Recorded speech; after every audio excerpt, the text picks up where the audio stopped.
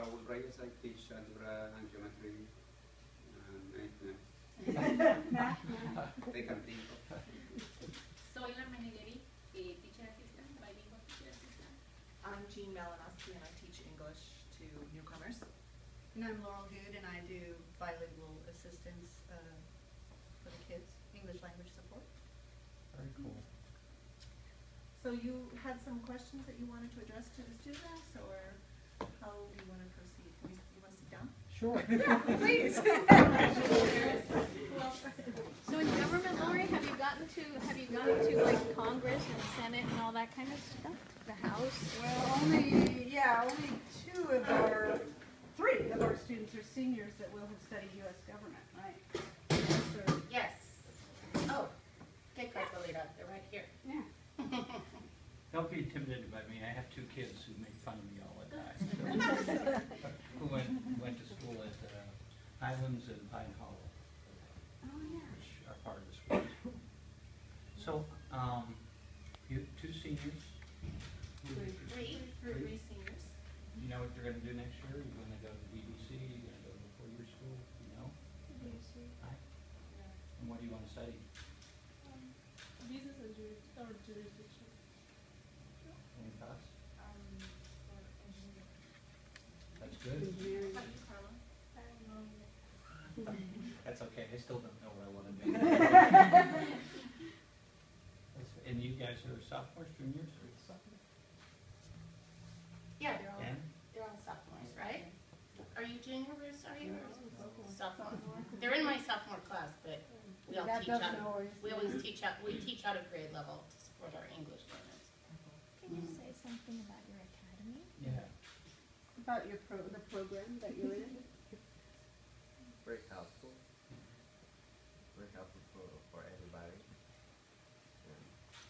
For all we can from other places who not speak English. So how would it be if you didn't have the academy? If you were just, I guess, in the general population Just without the thrown academy? in with American kids. Because the bill that would reauthorize the federal funding that's offered by a Republican would do away with programs like this. Oh, as I yeah. understand it. You know So what? they would block grant the money, so it would be okay for school districts to be able to use the money, but it wouldn't be specifically, so our That's a problem. is that, yeah, some school districts wouldn't find it a priority to spend it others. So what, it's helpful for me to be able to make the argument that these programs are helpful with just what you told me. Most of these students have lived here about a year, right? A year, a little bit more, a little bit less.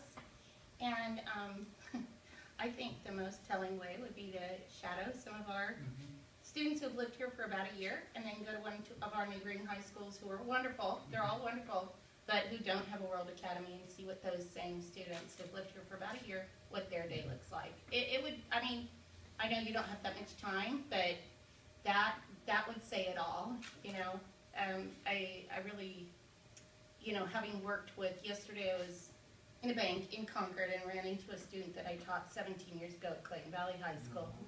And he was talking about how my classroom was his haven, and the rest of the day he was out in regular ed classes. And that's what high school looks for a lot of newcomers in California, unfortunately.